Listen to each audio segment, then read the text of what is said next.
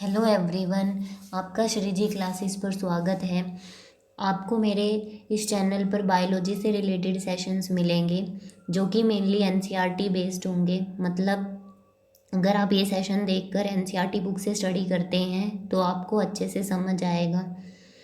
ये हमारा इंट्रोडक्शन का पार्ट है आज। तो जो आज का हमारा टॉपिक है वो है शेल के बारे में। तो चलिए हम अपना टॉपिक शुरू करते हैं। शेल क्या होता है? शेल को हम हिंदी में क्या कहते हैं? कोशिका। शेल को कहते हैं कोशिका। अब कोशिका का क्या मतलब होता है? कोशिका वो छोटी से छोटी इकाई होती है जिससे किसी भी जीवन की उत्पत्ति होती है, नया जीव बनता है। चलिए अब हम इसको जो शेल है उसको कुछ डेफिनेशंस के माध्यम से समझने की कोशिश करेंगे। सबसे पहले डेफिनेशन आती है बिल्डिंग ब्लॉक्स ऑफ लाइफ। अब हम इसको एक एग्जांपल से समझेंगे कि वो बिल्डिंग ब्लॉक कैसे हैं जीवन के।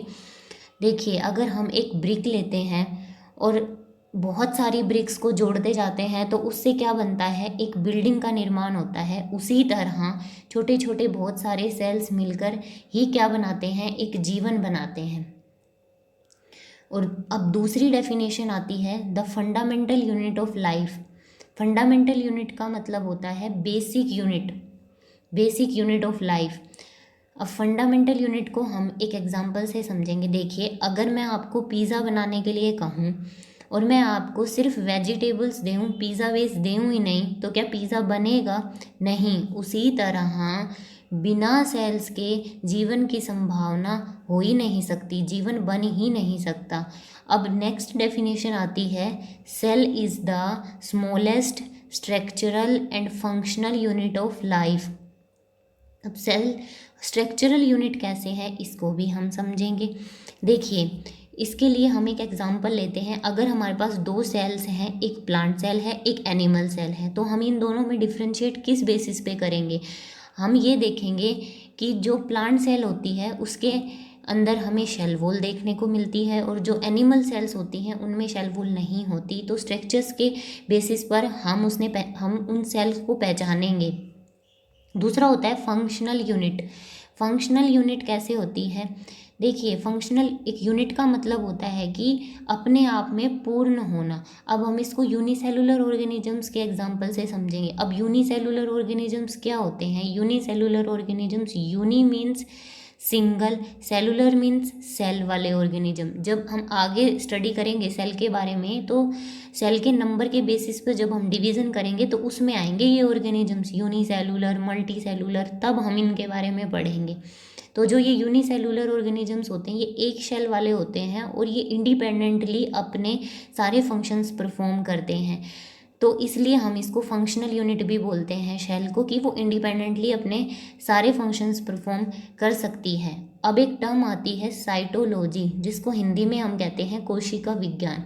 देखिए, अगर हम इस टर्म को खोल के समझने की कोशिश करें तो साइटो मीन्स होता है शेल और लॉजी मीन्स होता है स्टडी। मीन्स शेल की स्टडी को ही हम क्या कहते हैं? साइटोलॉजी।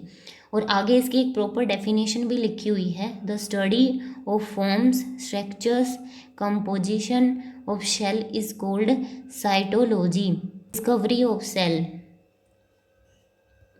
शेल की डिस्कवरी किसने करी थी? सबसे पहले रॉबर्ट हुक नाम के एक साइंटिस्ट हुए जिन्होंने 1665 में डेड सेल के बारे में बताया।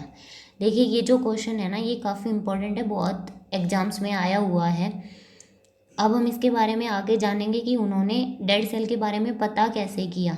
वो अपनी स्टडी कर रहे थे प्लांट्स के ऊपर, तो उन्होंने एक थिन स्लाइस लिया कॉर्क का।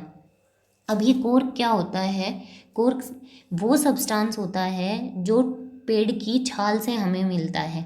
जब अब कोर के बारे में भी हम आगे जब प्लांट टिश्यू पढ़ेंगे ना तो उसमें डिटेल से पढ़ेंगे कि कैसे जो मेरिस्टेमेटिक टिश्यूज होते हैं जब उनमें विभाजन की क्षमता कम हो जाती है, ख़त्म हो जाती है, तो वो ऑलमोस्ट डेड हो जाते हैं और परमानेंट मेरिस्टेमेटिक एंड या फिर यूँ कह लो सेकेंडरी मेरिस्टेमेटिक टिश्यू में कन्वर्ट हो जाते हैं। तो उसको क्या कहते हैं? कॉर्क कहते हैं। ये कॉर्क और कॉर्क कैम्बियम के बारे में उस चैप्टर में हम डिटेल से पढ़ेंगे। यहाँ तो आप यही ध्यान रखिए कि वो एक पदार्थ होता है जो हमें पेड़ की छाल से मिलता है।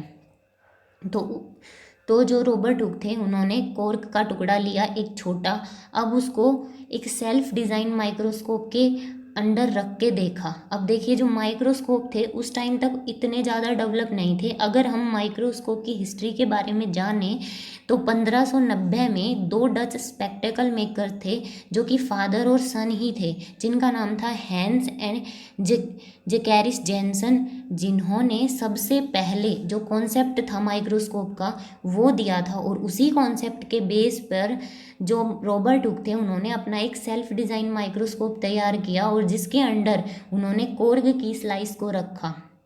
जब उन्होंने कोर को उसके अंडर रखा तो उन्होंने बिल्कुल एग्जैक्ट हनीकॉम्ब के जैसा स्ट्रक्चर देखा। ये मैंने नीचे हनीकॉम्ब का स्ट्रक्चर बनाया हुआ है।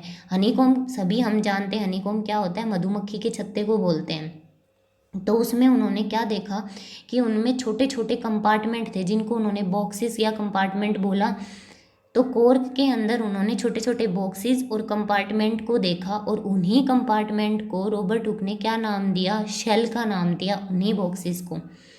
उसके बाद जो रॉबर्ट हुक है उन्होंने अपनी ये जो सारी स्टडी थी उनके ऊपर उन्होंने एक बुक भी पब्लिश की जिसका नाम था माइक्रोग्राफिया। एक माइक्रोग्राफिया नाम की उन्होंने बुक पब्लिश की। अब जो शेल वर्ड है उसका क्या मतलब है, शेल वर्ड आया कहाँ से? शेल एक लैटिन वर्ड है जिसका मतलब होता है अ लिटिल रूम, एक छोटा कमरा। ये सब तो रॉबर्ट हुक ने अपनी स्टडी में बताया जो उन्होंने देखा। उसके बाद 1674 में एक और साइंटिस्ट हुए हैं जिनका नाम है एंटोन वन लीवेनहुक। इन्होंने भी फर्दर शेल के बारे में स्टडी करी और शेल के बारे में बताया। इन्होंने इस बार जो माइक्रोस्कोप यूज़ किया वो एक लेंस के साथ यूज़ किया। तो इन्होंने सबसे पहले क्या किया, जो पॉन्ड वाटर था वो ऑब्ज़र्व किया। जब वो पॉन्ड वाटर को ऑब्ज़र्व कर रहे थे तो पॉन्ड वाटर में उन्होंने क्या देखा, उन्होंने शेल को देखा।